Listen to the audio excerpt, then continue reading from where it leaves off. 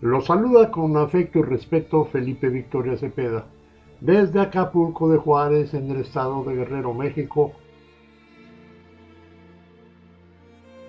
Este martes 31 de julio de 2018, en una edición especial de No Lo Diga, a través del noticiario principal.mx de Jorge Zamora Telles. Esta ocasión les comparto lo que me publica el tradicional y aún en circulación Diario 17, en mi columna El Teléfono Indiscreto, que dice así, abriendo comillas: tras la sacudida del tapete, el fenómeno político de quedarse fuera de Los Pinos ya lo habían sufrido en julio de 2000, cuando el ranchero de Charachero de las Botas presuntamente recibió los enormes apoyos financieros para su campaña de parte de un sinaloense preso que ya no quiso ayudar a su paisano, el priista Francisco Labastida Ochoa. Haya sido como haya sido, el famoso capo fue puesto en libertad, simulando una fuga en enero de 2001. Vicente Fox resultó buen cumplidor con su operador Genaro García Luna. Oficialmente el más buscado, pero el más protegido. Anduvo así Mr. Guzmán, del tingo al tango, en su red de escondites por varias partes del país, pero donde le encantaba pasársela era en el paraíso tropical guerrerense,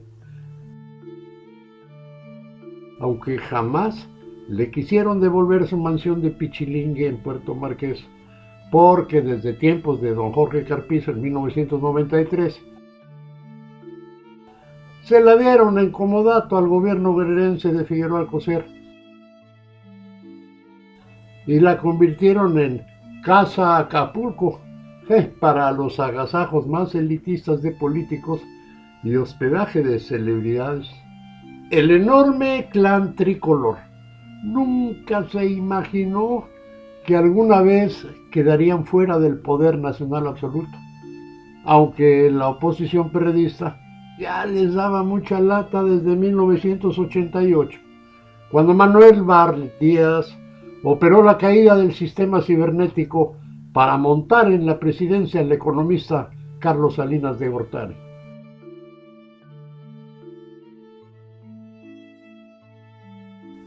Para 1994, y por si pensaban hacerle chanchullo de nuevo a Cuauhtémoc Cárdenas, una gran conjura con el clero preparaba la revolución de fin de siglo, por lo menos desde Chiapas hasta Jalisco, pero la abortaron mandando matar en el aeropuerto de Guadalajara en mayo de 1993 al cardenal Juan Jesús Posadas Ocampo.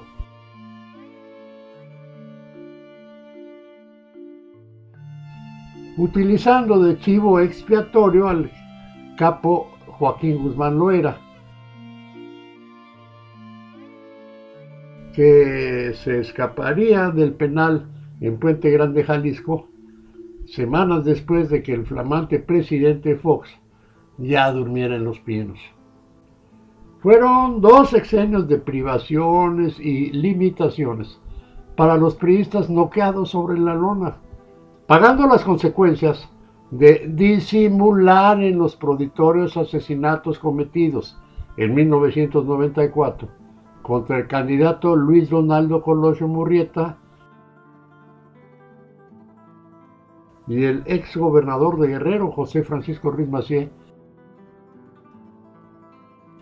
quien en dado caso relevaría al presidente accidental Ernesto Zedillo en el año 2000. Presiones extranjeras convencieron al gobierno federal mexicano de dar paso a la alternancia en el poder. Presiones extranjeras convencieron al gobierno federal mexicano de dar paso a la alternancia en el poder. Pero en favor del PAN y no del rijoso PRD en la tercera intentona de Cárdenas. Mientras colocaban a López Obrador ahí de jefe de gobierno del Distrito Federal por mientras. Para 2006, el candidato perredista fue por primera vez Andrés Manuel López Obrador, que alegó chanchullo y exigió contar voto por voto y casilla por casilla, organizando un tremendo plantón sobre Avenida Reforma y la plancha del Zócalo en el Distrito Federal. Pero en Los Pinos se quedó Felipe Calderón Hinojosa, iniciando su fallida guerra contra el narco. La gente se desencantó de gobiernos panistas y Pedro Joaquín Caldwell consiguió que perdonaran al PRI, dándole el gane a Enrique Peña Nieto el Tribunal Federal Electoral en septiembre de 2012. Para el inicio del mandato de Peña Nieto en 2012, la advertencia de López Obrador fue muy clara: no lo dejaría gobernar en paz y le haría una revolución. Ambas cosas se las cumplió, solo que la revuelta con su tigre y los demonios se quedó apenitas en el límite cronológico, porque el primer domingo de julio pasado la revolución se dio, pero pacíficamente y en las urnas.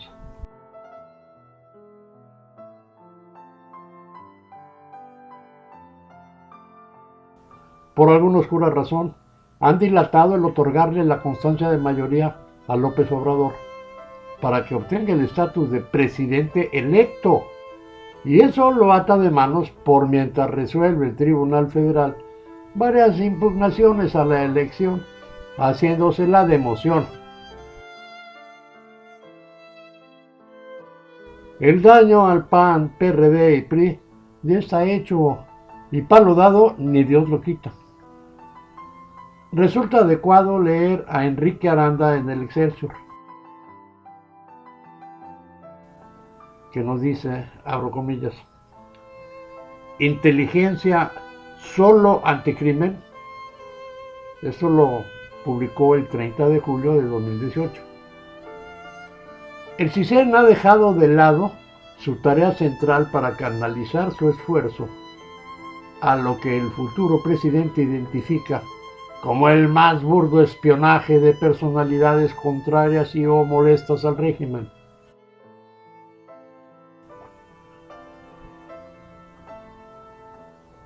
Si bien la decisión de convertir el actual Centro de Investigación y Seguridad Nacional, CISEN, en una suerte de organismo policial orientado en exclusiva a aportar información útil en la lucha contra el crimen organizado, se mantiene inamovible, es por demás evidente que la propuesta no goza de la aceptación en los ámbitos más serios y especializados en la materia del López Obradorismo y que, en consecuencia, podría ser objeto, como otras más ventiladas en campaña, de una revisión a fondo. El argumento de quienes impulsan la referida revisión y que gana cada vez más fuerza en el entorno de la futura titular de Gobernación, Olga Sánchez Cordero, y del propio Alfonso Durazo, nominado a encabezar la nueva Secretaría de Seguridad Pública, si bien es cuestionable que en México el gobierno federal está urgido de dar pasos hacia la constitución de un cuerpo especializado que permita afianzar la seguridad pública, también lo es que la seguridad nacional de Estado es otra cosa. Y que sacrificar esta en aras de aquella podría constituirse en un gravísimo error de la próxima administración sexenal.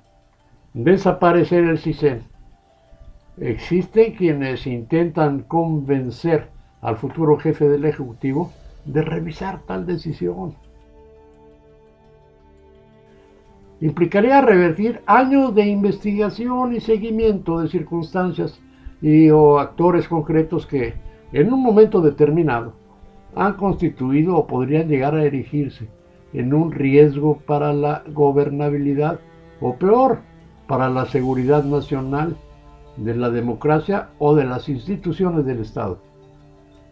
Sin embargo, aceptan, es verdad que igual en la actualidad que en múltiples momentos de la historia política reciente del país, el cuestionado y siempre polémico organismo creado por el expresidente Carlos Salinas de Gortari ha dejado de lado su tarea central, la atención y salvaguarda de la seguridad nacional en concreto, para canalizar su mayor esfuerzo a lo que, no sin razón, el futuro presidente identifica como el más burdo espionaje de personalidades contrarias y o molestas al régimen o incluso a su seguimiento, hasta en el cine, ha dicho el tabasqueño, o en el extremo, a intervenir las llamadas telefónicas de estos.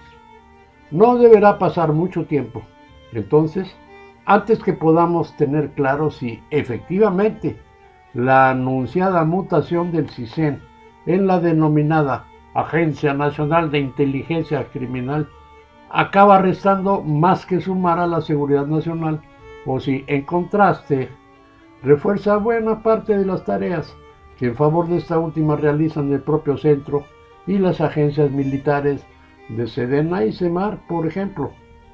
Duro Enrique Aranda en el Excelsior. Nadie en sus cabales cree que López Obrador sea un kamikaze suicida que piense carecer de protección en su calidad de presidente.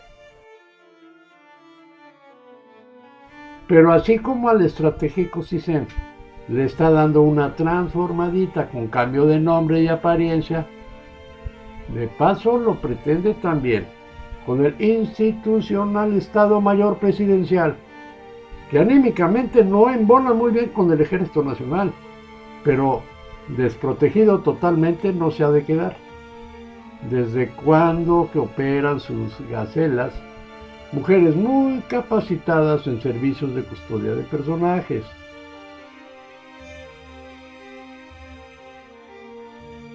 Yo veo en el fondo que se trata de distraer a la opinión pública de lo que de veras interesa.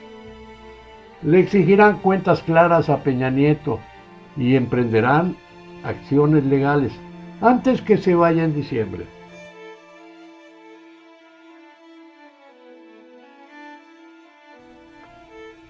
¿Acaso se repetirá la historia como cuando en mayo de 1911 dejaron irse al exilio en Francia al dictador Porfirio Díaz para que el presidente Madero no lo encarcelara ni sometiera a juicio decomisándole sus bienes y fortuna?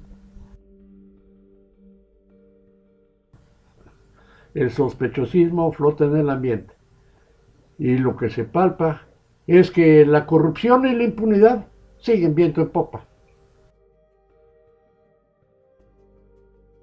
Yo agradezco que compartan el comentario con sus contactos en las redes.